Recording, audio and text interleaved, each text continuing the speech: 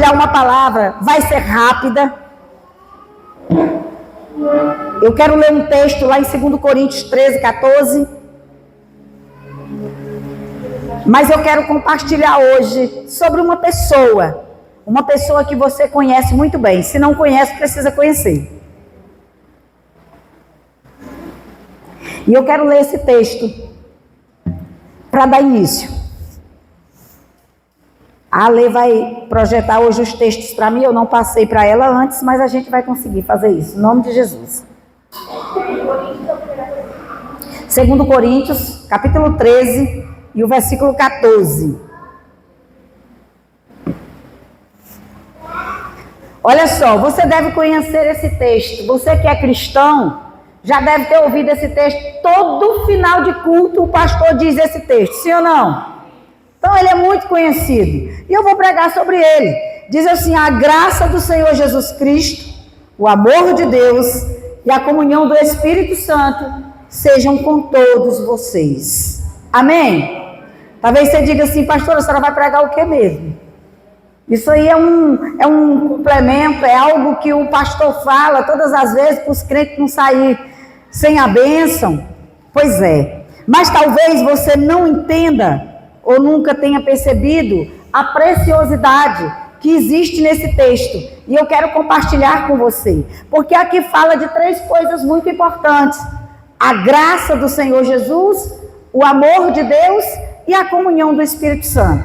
Diga assim comigo: 3 coisas essenciais para nós, os cristãos.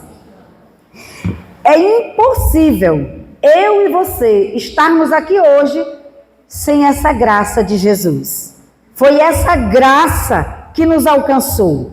A Bíblia diz lá em Efésios, capítulo 2, e a Ale vai projetar ali para mim, para a gente ler, 2 versículos do capítulo 2, o 8 e o 9. Olha o que a Bíblia diz sobre essa graça.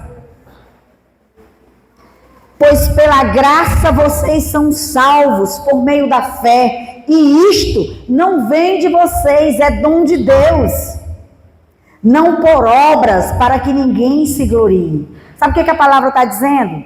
Ninguém aqui foi salvo, foi encontrado pelo seu próprio mérito. E quantas pessoas eu e você conhecemos que está lá fora dizendo: não quero Jesus agora não, vou me preparar primeiro. Quem já escutou isso? Vou me preparar primeiro. Que engano do cão! Ninguém se prepara. A Bíblia diz que quem prepara a noiva é o Espírito Santo. E só recebe o Espírito Santo quem aceita essa graça. Essa graça, ela depende de Deus, ela não depende de mim nem de você. Então não adianta fazer esforço, porque a Bíblia é clara, isso é um dom de Deus, é Ele que manifesta. Romanos 3, no verso 23 e 24, vai dizer que tanto eu quanto você estávamos destruídos pelo pecado.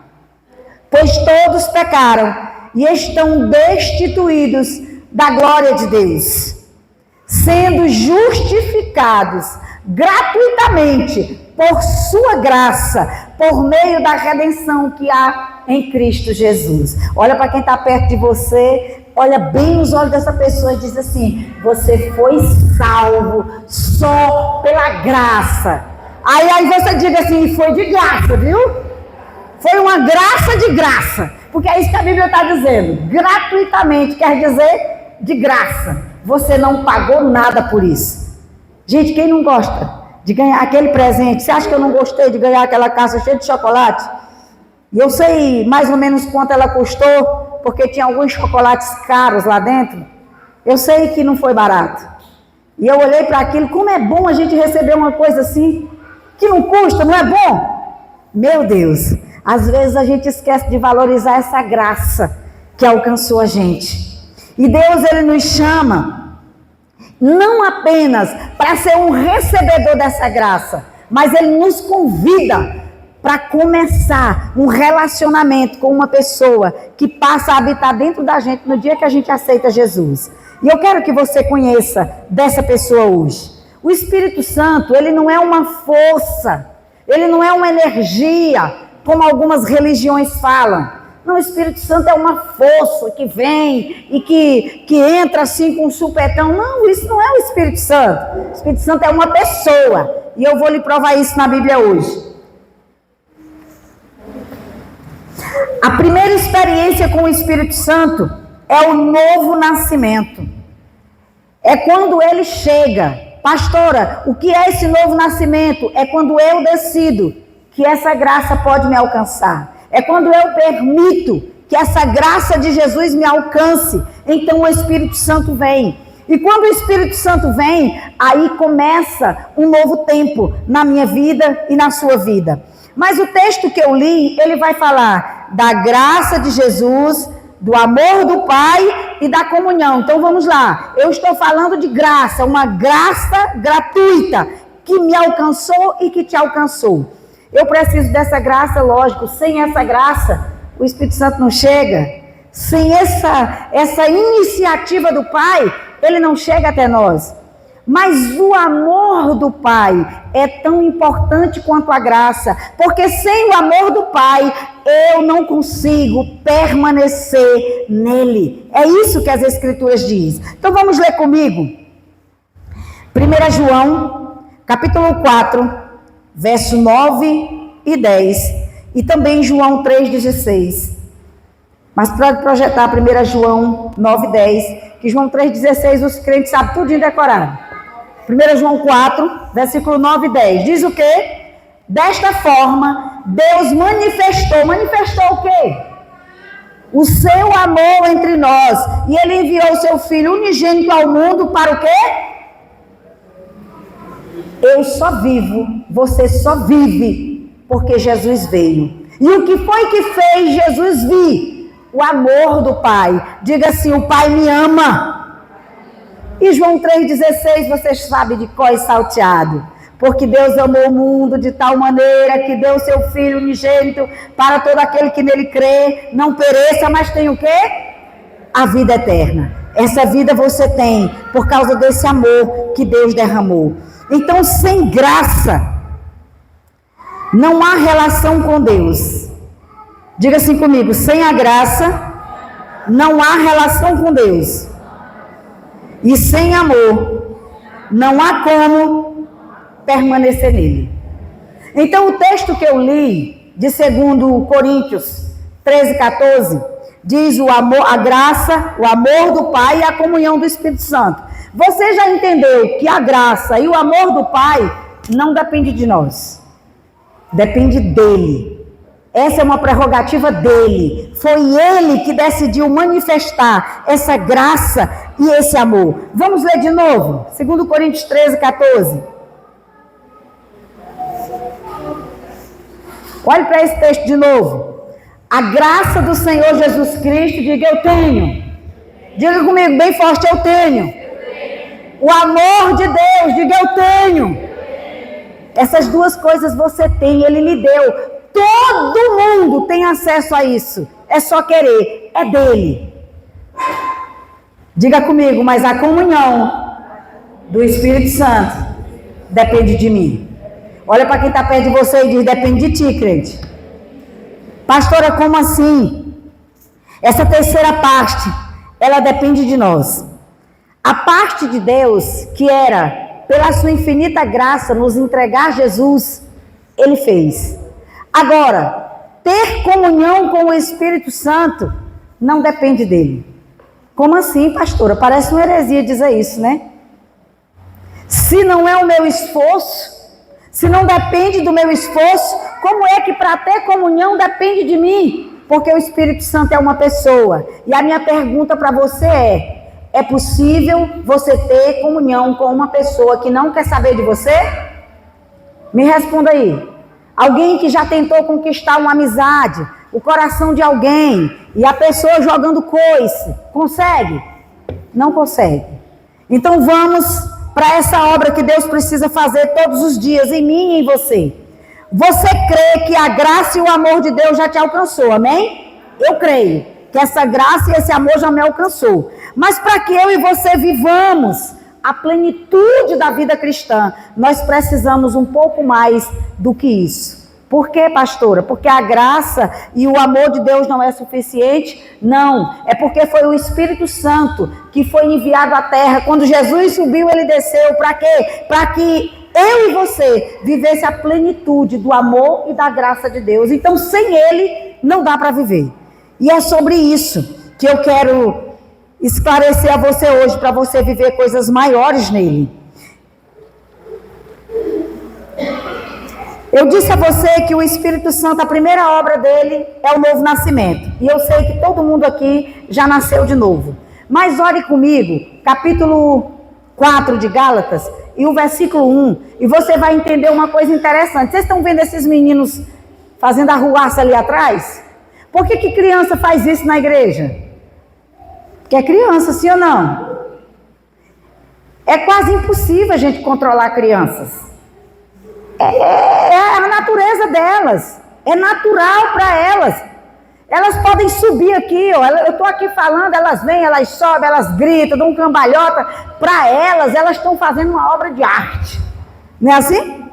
São crianças. E nós não podemos exigir uma maturidade que elas não têm. Mas deixa eu lhe dizer uma coisa. Tem um monte de criança dentro da igreja de Jesus. E o ideal de Deus, o objetivo de Deus não é que a gente seja criança. A gente aceita Jesus, é uma criança. Quem aqui tem menos de 2 anos na fé, que nasceu para Jesus? Além da Luciara. Quem nasceu para Jesus há menos de 2 anos? Tem algum crente novinho? Gente, o seu Mário, a Camila. Eles são bebês. Você está perto dele aí, diga, eu vou cuidar de você. Diga aí, vou cuidar de você. Um bebê, quando ele nasce, ele exige cuidados assim extremos. Quem é mãe sabe disso. Eu já fui mãe aí há mais de 30 anos, mas eu ainda me lembro. Tem que trocar fralda, tem que dar comidinha, um leitinho na madrugada, sim ou não? Criança. E alguns crentes, quando eles aceitam Jesus, nessa fase do novo convertido, até os 2 anos, às vezes até o 3º ano se estende aí, eles vão dar trabalho. Glória a Deus que seu Mário não dá trabalho, seu Mário não dá trabalho, esse povo aí não dá trabalho, a Camila. Mas a gente sabe que eles não podem comer a comida grossa que a Letícia come. Se eu der a comida que a Letícia come para a Camila, ela vai embora. Não é, Camila? Por quê, pastora? Porque ela ainda não amadureceu na fé. Mas a caminhada, essa comunhão com o Espírito Santo vai tornar ela madura. Por que a gente não dá? Claro, gente, eu vou falar de uma comida, vou caçar uma comida de pernambucano aqui. Me diz aí uma comida forte que criança não pode comer aqui no Pernambuco. Cuscuz? Cuscuz com boi guisado. Você vai dar cuscuz com boi guisado para uma criança de 3 meses? Por quê? Porque vai dar um problema no intestino dessa criança, sim ou não? Pois é, crente é do mesmo jeito. Aí às vezes alguém diz assim, pastora, por que a senhora diz isso para mim e não diz para o fulano? A mãe de vocês já disseram para vocês que você não é todo mundo? Diga bem aí para quem está perto de você, você não é todo mundo. Então para de querer que as pessoas lhe tratem como todo mundo. Você é diferente. Aleluia? Você é diferente. E olha o que diz isso aqui. Vamos lá, preste muita atenção. O que digo é que enquanto o herdeiro é menor de idade, em nada difere de um escravo, embora seja dono de tudo. Sabe o que o apóstolo Paulo está dizendo? Tem muito crente, tem direito a toda a herança, tem direito a tudo que Deus prometeu, tudo que Deus conquistou na cruz é deles, mas eles são infantis. Eles estão na igreja só para arengar com o outro, só para se sentir menos amado, só para enxergar o defeito do outro. Você já percebeu como é que... Eu observo os filhos da Stephanie. São 2 meninos ali bem perto das idades. Quando ela dá um pacote de biscoito para um, o outro diz, eu também quero. Mas eu já lhe dei, mas eu também quero. Daqui a pouco ele avança no biscoito do outro e o biscoito voa. De vez em quando tem 2 crentes se pegando assim. Como, pastora? Mas por que fulano tem isso e eu não tenho? Por que é só para fulano e não para mim? A gente se comporta assim de vez em quando. Eu também já fui nova na fé. Eu também já fui crente velha encruada. E eu quero que você cresça. Eu quero que você nem fique paralisada na imaturidade e nem fique encruado. Você cresça saudável. Uma criança que cresce saudável, ela passa todas as fases, chega na fase adulta, ela estuda, ela forma, ela casa e forma família. Sim ou não? É assim que Deus quer que você seja. Sabe qual é o ideal de Deus? É que você que aceitou Jesus cresça. No nosso caso aqui, faça encontro, fique numa célula, se torne líder de célula, um pastor, uma pastora, se tiver ministério para isso. Se não, mas lá no secular onde você trabalha, que também é um chamado de Deus, você seja luz. E sabe o que Ele quer? Que você alcance as pessoas que estão à sua volta. A igreja de Jesus existe para os que estão fora dela e não para as pessoas que estão dentro. Mas sabe o que aconteceu nessa geração? Um monte de crente mimizento aceita Jesus, senta no banco e começa a dizer: eu quero isso. Deus não me deu isso. Eu vou sair dessa igreja porque eu não estou recebendo isso, eu não estou recebendo aquilo. Olha para esse crente aí e diz assim para ele: Jesus te salvou para tu salvar outras pessoas. Não é para tu ficar tomando banho do sangue dele toda hora, não. Tem gente que vive assim. Parece, ele entendeu a salvação igual a gente usa o cartão de crédito. Ele usa o sangue de Jesus como um cartão de crédito. Está aqui na igreja, está tudo bem, dá uma vacilada lá fora, dá uma arengada ali, um negócio acolá, daqui a pouco ele volta de novo, faz uso ali do sangue de novo e vive isso, um eterno banho. Não, irmão, Deus quer que você saia do banho, cresça, leve outros a mergulhar no oceano do Espírito. Tem algo grande de Deus que Ele quer fazer através de você. No nome de Jesus, cresça. Ah, pastora, é difícil crescer, irmão. Difícil crescer, eu concordo, mas mais difícil é pessoas que não conseguem crescer. Já percebeu pessoas que têm problema mental que elas não desenvolvem? Vocês já viram alguém assim?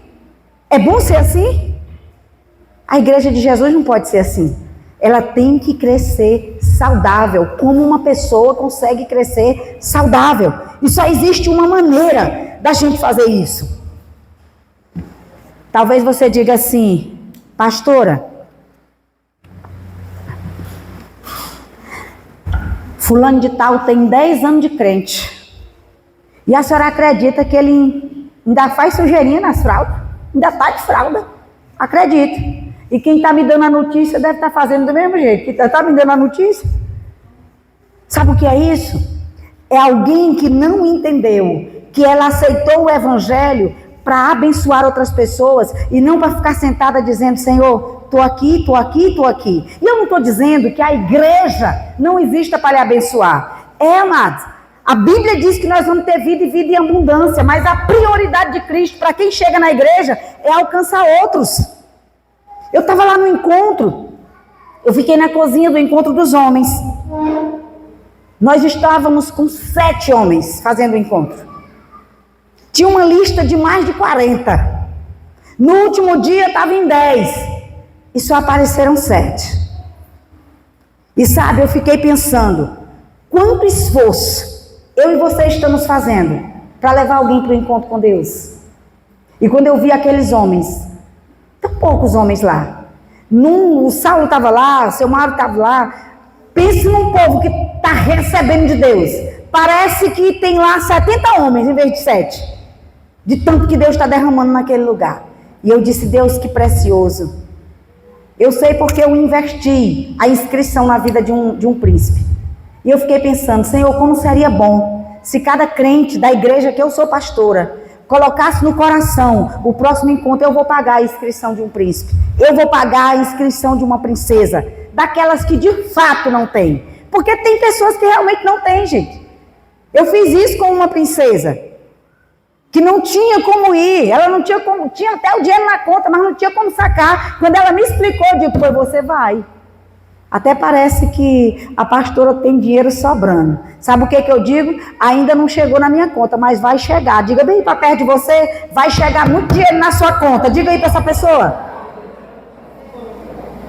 Mas é como a Stephanie falou: a gente não pode esperar chegar primeiro para a gente fazer. A gente precisa entender que independente de chegar, eu preciso fazer.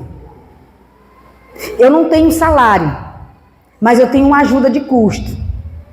E já tem 2 meses que essa ajuda não chega. Mas a tesoureira dessa casa sabe que eu dizimo, chegando ou não. Eu dizimo. Como é que a senhora vai dizimar de algo que a senhora não está recebendo? Porque o meu negócio não é com quem tem que mandar para mim, o meu negócio é com aquele que me salvou. E se eu entendo que a graça dele me alcançou, eu não posso dar para ele só porque ele está me dando. Eu dou porque ele me livrou do inferno, eu dou porque eu vou ter uma eternidade com ele. E isso o dinheiro não compra. Mas quando eu penso na eternidade, eu fico pensando, Senhor, o que é dinheiro diante da eternidade? Dinheiro nenhum podia tirar a gente de lá. Foi a morte, foi o sangue. A moeda mais poderosa da terra é o sangue de Jesus, não é o dinheiro que você pensa que lhe sustenta. Quem lhe sustenta é Deus. Eu vi tanta gente morrendo na pandemia, cheio da grana, investindo dinheiro assim alto, mas não o viu. Tinha dinheiro, mas não pôde comprar saúde, porque dinheiro não compra saúde. Compra um bom plano. Eu não estou dizendo que dinheiro não é importante, eu quero que os irmãos entendam. É que dinheiro não pode ser a mola que move a minha vida e a sua. Dinheiro precisa ser o nosso escravo. Tem a oportunidade de investir em alguém, invista. Eu não perco a oportunidade. Eu sou pastora dessa igreja, mas eu pago inscrição no encontro. Quem trabalha comigo sabe disso. Eu poderia ir sem pagar inscrição, sim ou não? Claro que eu poderia. Quem mais trabalha é eu poderia. Mas eu entendo que investir no negócio daquele é investir no reino de Deus. Eu estou investindo nas coisas que Deus mais ama, que são pessoas. Olha para essa pessoa que está perto de você e diz assim, mês de julho tem encontro. Tomara ver que eu não investi em alguém. Tomara ver, meu pastor, né? Meu pastor diz, tomara ver. Você não investir em alguém. Queridos, o tempo, esse texto de Gálatas vai dizer que o tempo não amadurece crente. Eu tenho crente nessa casa, que aceitou Jesus. Para que essa menina? Tu tem 2 anos de crente, Alessandra? Na Nova Aliança. Na Nova Aliança aqui, 2 anos, né? 2 anos de crente. Essa menina aqui é líder de célula, está servindo na mídia, serve em tudo quanto é coisa que eu solicito. Deus tem feito coisas grandes, tem respondido oração, e você vai ouvir muitos testemunhos dela e do esposo do que Deus tem feito. Mas eu tenho pessoas que quando eu cheguei aqui já estava. E até hoje não se levantou, nem para dizer assim, pastor, eu convidei meu vizinho, minha vizinha, para ir para o encontro. E eu não estou dizendo que você não é um bom crente, eu estou fazendo uma comparação, que a maturidade cristã, ela não chega igual para todo mundo. Por quê, pastora? Porque depende de um esforço seu, a maturidade é com você, Deus espera uma ação sua. Imagina que aquela criança que a Claudinha está segurando ali, e o pai dessa menina está recebendo muito naquele lugar, viu? Eita, coisa boa. Aquela criancinha ali, ela não quer comer. Começa um fastio nessa criança, não quer, tem toda a comida do mundo, não quer, ninguém faz a menina comer. Ela vai sobreviver sem ela comer? Depende dela comer. E a comunhão com o Espírito Santo, para que eu e você tenha maturidade, cresça, entenda qual é o propósito que Ele nos salvou, depende de mim e de você. Porque se eu não quiser relacionar com Ele, não vai dar certo. E talvez você fique pensando, pastora, mas eu me esforço tanto, mas eu não tenho vontade de orar. Irmão, orar não tem a ver com vontade não, viu, crente? Você acha que eu acordo com vontade de orar? Irmão, acorda com vontade de dormir mais. Você acha que eu tenho vontade? Todo domingo eu venho para cá feliz. Eita, hoje tem culto, tem reteté de Deus. É assim que funciona? É não, irmão. É não. Mas eu entendo que é aqui que tem vida, é aqui que tem palavra, é na oração que tem vitória. Então, com vontade ou sem vontade, eu estou lá, acreditando que Deus vai fazer aquilo que precisa ser feito na minha vida. Você não precisa ter vontade para orar. Pastora, lá em casa eu já desisti do meu marido. Eita, homem que dá trabalho. Pois, irmã, se tu tiver desistido, o diabo vai tomar de conta da história. Porque Deus conta com você para não desistir. Se tu desistiu, pastora, porque eu estou cansada. Cansada de quê, irmã? De orar. Tu foi chamada para isso. Pastora, mas o homem é difícil demais. Mas quem escolheu ele foi você. Oxe, eu acho engraçado. Eu atendo pessoas, meu marido atende homens, eu atendo mulher. De vez em quando tem umas que dizem assim, pastor, eu não aguento aquele marido mais não. E o que é, minha filha? Pastor, eu não aguento mais. Olha, são tantos anos, eu não aguento mais. Sim, o que eu posso fazer, minha filha? Orar, né, pastor? Eu digo, já estou orando. Mas não sou eu que tenho que aguentar ele. Quem é casado é você. Aguente você. Eu acho que eu casei errado. Casou não, irmão. Essa dúvida tu tinha que ter era antes de casar, viu, jovens solteiros? Antes de você casar, ore bem direitinho, porque depois que você casa, esqueça. Como diz o meu pastor, diga assim para quem é solteiro que está perto de você, abre teus olhos, viu, Evelyn, Letícia? Abre bem os teus olhos. Depois que tu casar, tu fecha esses olhos, passa um super bom nele, e não abre mais não. Porque se tu abrir, tu vai ver coisa que tu não vai querer mais. A gente abre os olhos antes, depois a gente fecha, viu, Letícia? Fecha bem fechadinho. Então você que é casado, homem e mulher, que está com dificuldade com o cônjuge, pode fechar seus olhinhos, pare de ver defeito nele ou nela e comece a dizer, Senhor, eu sei que tu pode mudar. E o Senhor vai mudar, porque um dia o Senhor me mudou. Ou você acha que eu era essa pessoa e que o pastor antes era essa pessoa que ele é? Você acha que a gente foi uma perfeição a vida toda? Vocês precisam ir para o evento de casais e escutar a nossa história. Aí você vai olhar e vai dizer, meu Deus, o pastor, a pastora. Pois é, irmão. Quem transforma a vida é o Espírito Santo de Deus e você já tem ele. Aleluia! Você já tem esse Espírito. O reino de Deus, ele tem processos. Capítulo 4 do livro de Marcos, eu quero que você projete o versículo 26 e o 29 do capítulo 4 de Marcos. Só para você ver que no reino de Deus tem processo. Olha só, ele prosseguiu dizendo, o reino de Deus é semelhante a um homem, diga assim comigo, que lança a semente. E depois, passa aí, o que acontece depois? Já bota o 29, já, né? Já. Não, bota o 28 e depois o 29. Isso. Aí noite e dia, quer esteja dormindo, quer esteja acordado, a semente o quê? Germina. Que mais? E cresce, embora ele não saiba como. Ele está dizendo o quê? Uma pessoa que lança a semente na terra, ele pode dormir, ele pode acordar, ele pode comer, ele pode ficar com fome. Ele tem que esperar a semente crescer. E ela vai crescer, e ele não sabe como é que ela vai crescer, mas ela vai crescer. Ele vai depender da natureza para isso. Aí vem depois o 20, a terra por si mesmo frutifica.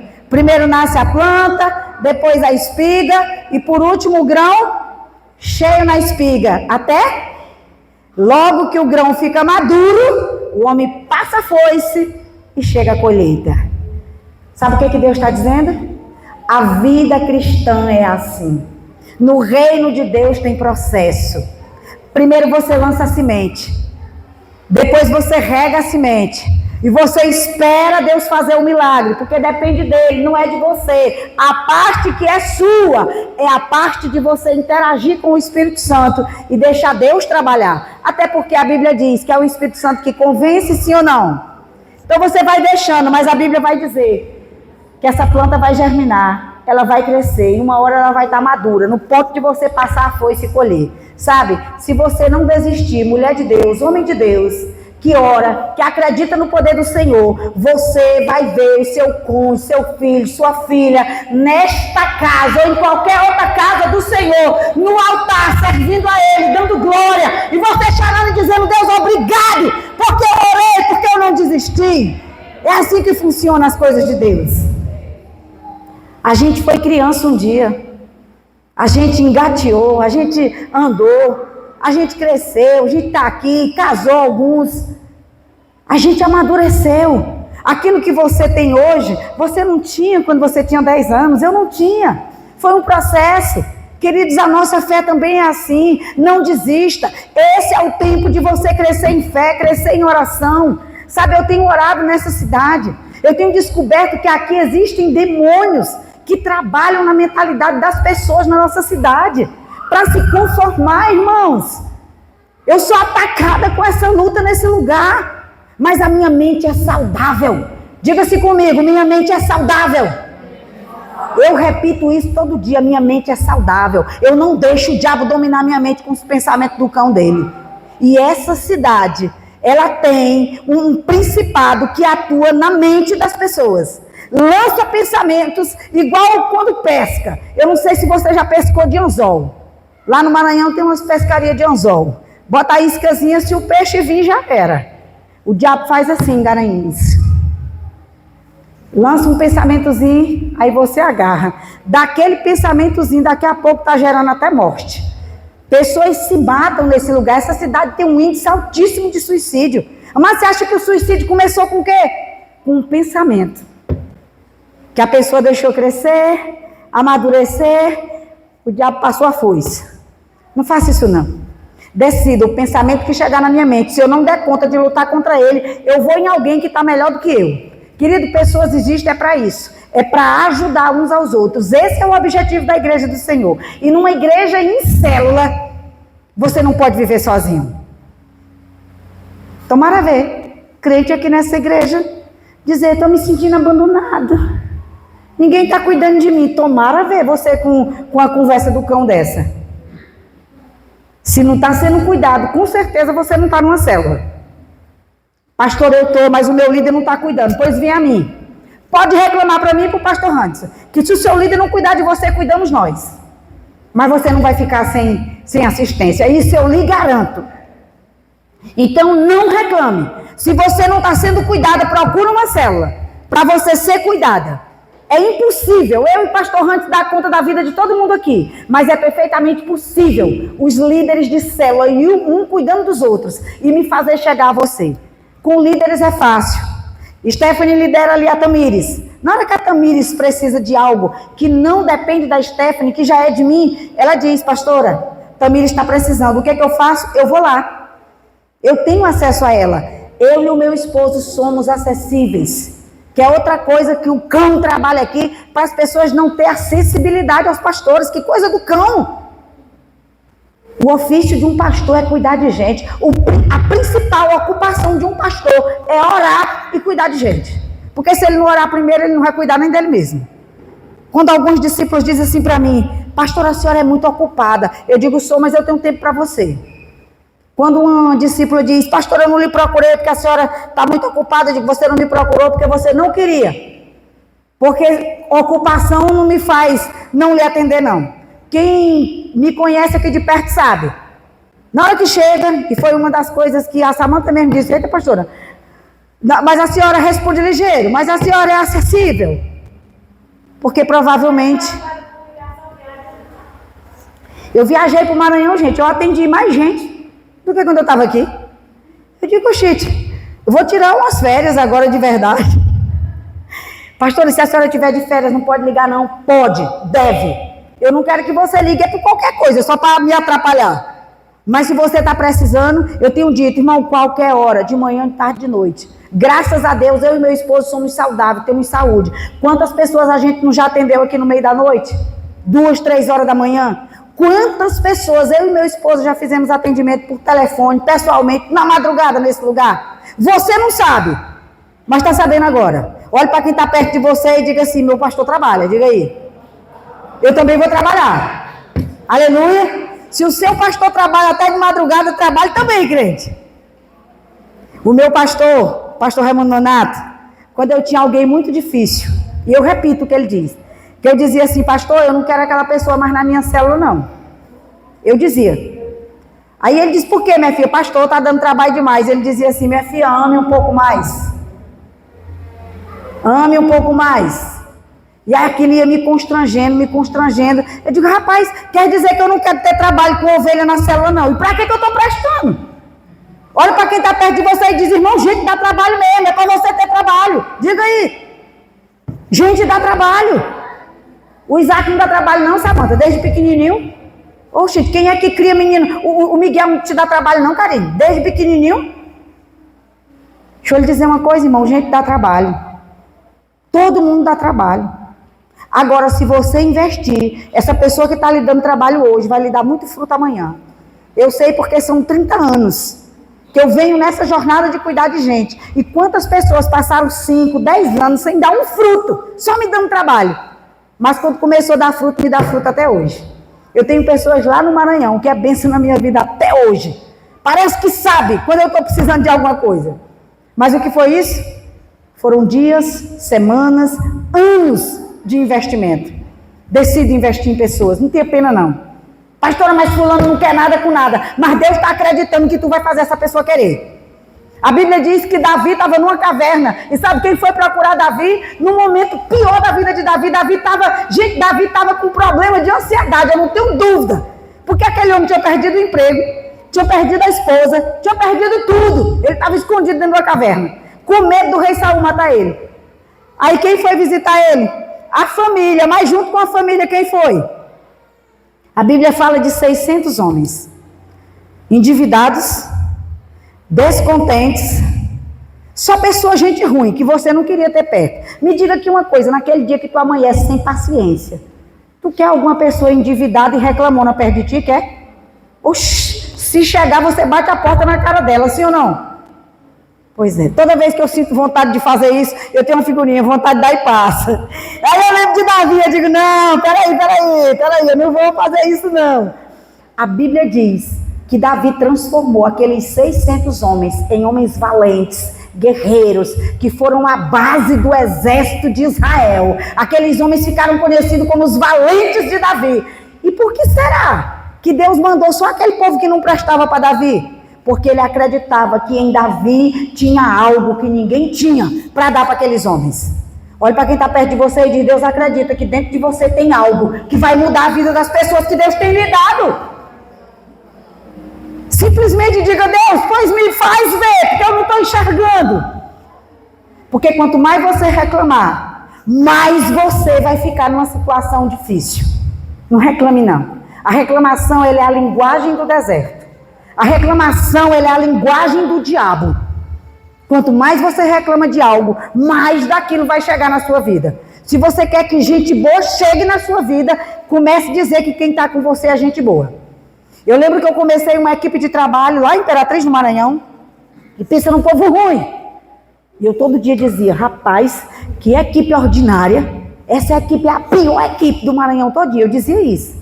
É a pior, e cada dia ficava pior. Parece que quando eu botava uma expectativa em alguém que chegava, eu digo, esse aqui vai dar futuro. Era pior do que os outros tudinho. E eu continuava dizendo, não é equipe ordinária, a pior é a minha.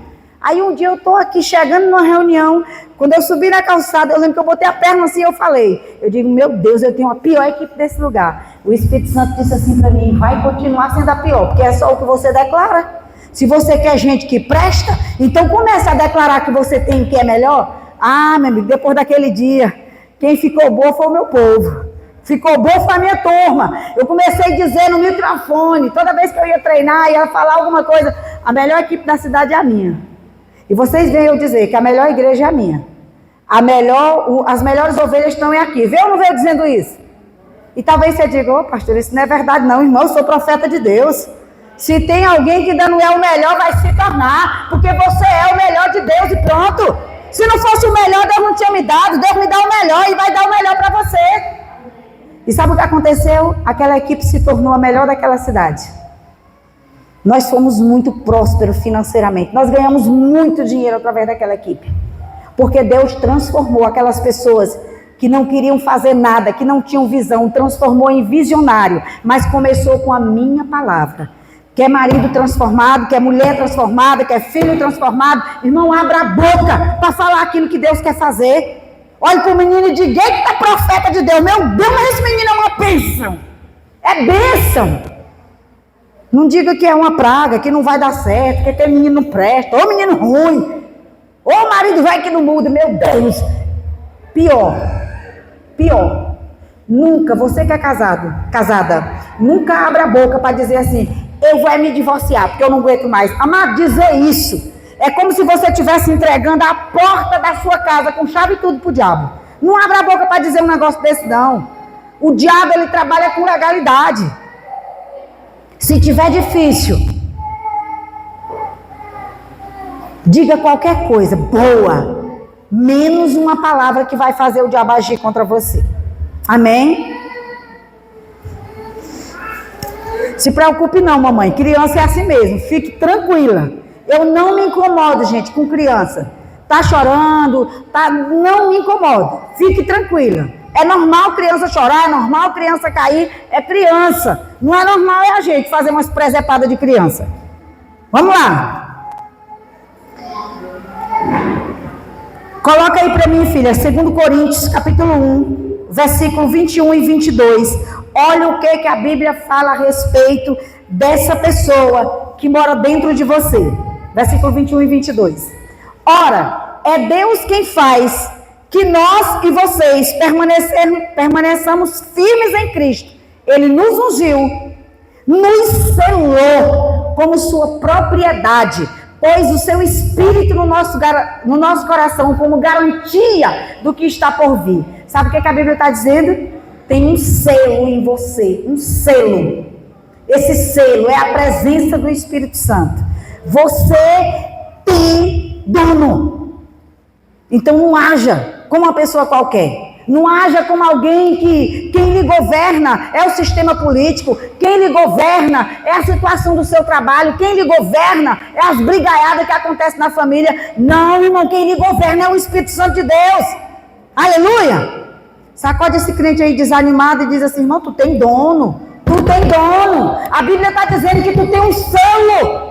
E esse selo é a garantia do que está por vir. Sabe o que a Bíblia está dizendo? Você recebeu o Espírito, você foi selado, mas não foi para ficar sentado no banco da igreja reclamando, esperando amanhã chegar, não. Você foi selado para trabalhar para Ele, para declarar o que você deseja na sua casa, na sua família.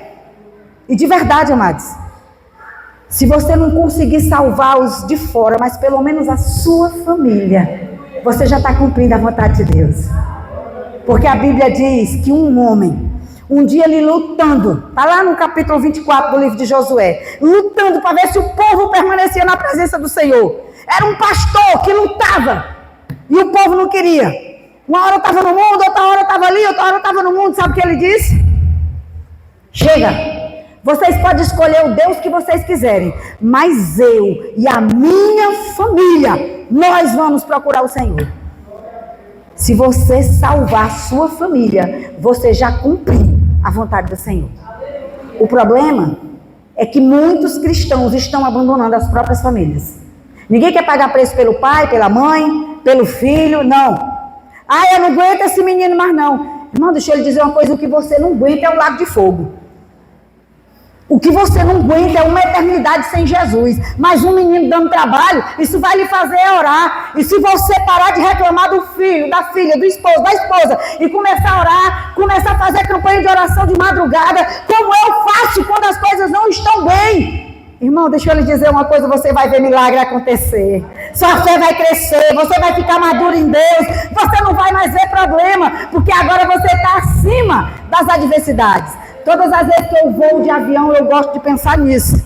Eu estou lá em cima, eu olho para baixo, tudo está tão pequeno. Eu digo, crente cheio de fé é desse jeito. Crente que sabe o que ele carrega dentro dele é desse jeito, é como andar de avião. A gente está vendo tudo lá embaixo, mas nada nos alcança. Porque eu sei que eu tenho um Deus que cuida de mim. E foi com essa fé, com essa disposição, que eu disse para o meu esposo 2 meses, esse telhado não saía do lugar. Eu digo, amor, eu vou parar de comer carne, eu vou parar de comer arroz, eu vou orar de madrugada e eu vou declarar que não vai chover nesse lugar. Alguém dizia, pastor, aqui chove, é mês de maio, depois do dia 20 chove todo dia. Eu digo, mas o dono da chuva vai parar de chover. E parou de chover. Porque as coisas acontecem, não é como o A e o B está dizendo, não. É como você se levanta em Deus para dizer como quer. Você está aqui para isso, crente. E eu quero ativar a sua fé hoje, aleluia. Eu quero que você creia. Algumas mulheres vão receber homens, filhos, esposos, que estão lá no encontro. Ô mulher de Deus, que está esperando o filho ou o esposo. Não olhe para essa pessoa achando que ele virou um santo de um dia para a noite, não. Olhe para esse homem, para esse rapaz que vai chegar e entenda que ele recebeu algo lá, mas você vai cooperar para que aquilo que ele recebeu permaneça lá. Pastor, e como é que eu vou cooperar com essa pessoa que mora dentro de você? Essa pessoa quer que você cresça no relacionamento com ele. 1 Tessalonicenses 5,19 diz assim, não apague o Espírito Santo que está em você.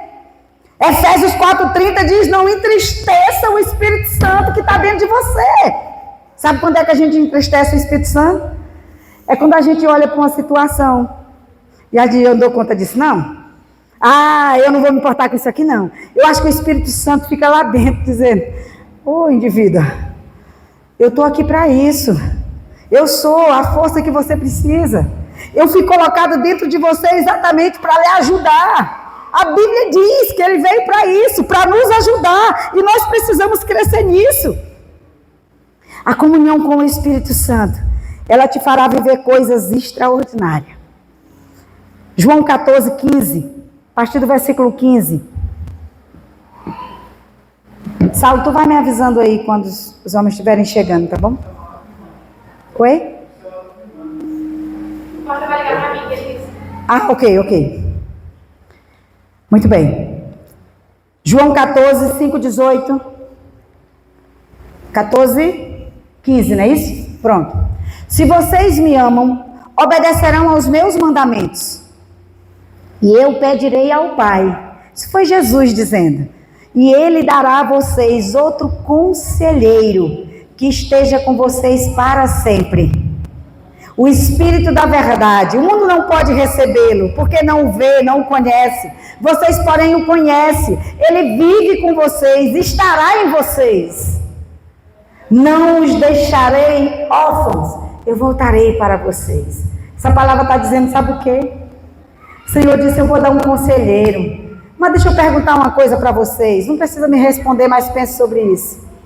Quantos de vocês, só esse mês de maio, pediu conselho ao Espírito Santo quando foi tomar uma decisão? Quando foi responder alguém? Quando foi convocado a fazer uma coisa que você não quis fazer? Quantos de vocês perguntaram, Espírito Santo, o que tu quer que eu faça? Quantos? A Bíblia diz que ele é um conselheiro, e a Bíblia diz que ele foi enviado para que a gente não ficasse órfão. Ele ocupou o lugar de Jesus. E nós precisamos entender, João 14, 25 e 26, esse mesmo capítulo, olhe para o 25 e 26. Tudo isso eu tenho dito, enquanto eu ainda estou com vocês. Contudo, o conselheiro, o Espírito Santo, que o Pai enviará em meu nome, ensinará a vocês todas as coisas e fará com que se lembre de tudo que eu disse. Esse Espírito Santo está dentro de você. A Bíblia diz que esse Espírito Santo, ele vai te ensinar todas as coisas, e aquilo que você esquecer, ele vai te lembrar. Sabe o que está faltando em mim e você? É um relacionamento maior com a pessoa do Espírito Santo. Romanos 8, 26 e 27 diz que ele geme por nós, que ele é o nosso intercessor, e nós precisamos nos relacionar com ele. Olha, aquele que sonda o nosso coração. A Bíblia diz, ele nos ajuda em nossas fraquezas, pois não sabemos o quê? Olha para quem está perto de você e diz, crente, a Bíblia diz que tu não sabe orar. Diz aí, a Bíblia diz que tu não sabe orar, mas a Bíblia está dizendo que ele nos ensina a orar, ele intercede por nós com gemidos inexprimíveis, e ele segue dizendo o quê? E aquele que sonda o nosso coração conhece a mente do Espírito, porque o Espírito intercede pelos santos, conforme a vontade de Deus. Sabe o que é isso? Quantos de vocês acordam no meio da noite? Eu acordo. E o sono vai embora de repente. Aí o crente velho, que não reconhece, que tem dentro dele uma pessoa, um espírito, que acorda ele para orar, se levanta e diz assim, estou com insônia. Eu preciso tomar aquele remedinho que me faz dormir. A maioria de vocês já fizeram isso. Tomaram remédio para dormir. E era o Espírito Santo lhe acordando. Por quê? Porque a Bíblia está dizendo, olha, ele entende a mente de Deus. Ele entende, ele sabe o que está lá. E ele acorda o teu espírito para tu interceder por algo que tu não sabe o que é. Pastora, como é que eu vou orar pelo que eu não sei? A Bíblia diz que ele intercede por você, só ore. Pastora, não tem nada na minha cabeça. Adore o Senhor. Começa a orar pela família. Começa a orar por quem tu conhece. Começa a fazer um momento de adoração. Mas de noite, às vezes, na madrugada. Eu levanto do nada. Eu não sei por que eu me acordei. Eu não tenho nada para orar na minha cabeça. Mas eu vou mesmo assim. E eu começo a declarar, Senhor, tu é bom. Senhor, eu sei que tu me acordou por algum motivo. Senhor, se tem algo sendo preparado nas trevas contra mim, contra a igreja Nova Aliança em Garanhuns, contra a minha família, contra algum crente desse lugar, Senhor, no nome de Jesus, envia os teus anjos agora, faz alguma coisa, eu entro em guerra, amados. E muitas das vezes eu escuto o testemunho depois. Muitas das vezes na madrugada o seu nome vem à minha mente. Eu oro por você. Eu não sei o que Deus queria, mas eu sei que Deus me usou para abençoar a sua vida. Nós precisamos aprender a orar e buscar o Senhor em todo o tempo. O Espírito Santo é o intercessor. Aleluia! Gálatas 5:25 diz assim: se vivemos no Espírito, andemos também no Espírito. Ah, pastora, andar no Espírito o tempo todo é difícil. Porque tem horas que parece que a pessoa atenta, o cão atenta. Ele atenta, mas ele não obriga. A decisão é nossa. Todas as vezes que uma pessoa tirar o seu juízo, com o meu juízo, que eu gosto de dizer, que dá vontade assim de você agir na carne, a decisão é sua. É ou não é? A decisão é sua. Diga para essa pessoa: vontade dá e passa. Diga aí: vontade dá e passa. Beba uma água. Fique 30 segundos com água na boca. Funciona. Tem alguém aqui comendo o seu juízo, você quer ir para a carne, aí você,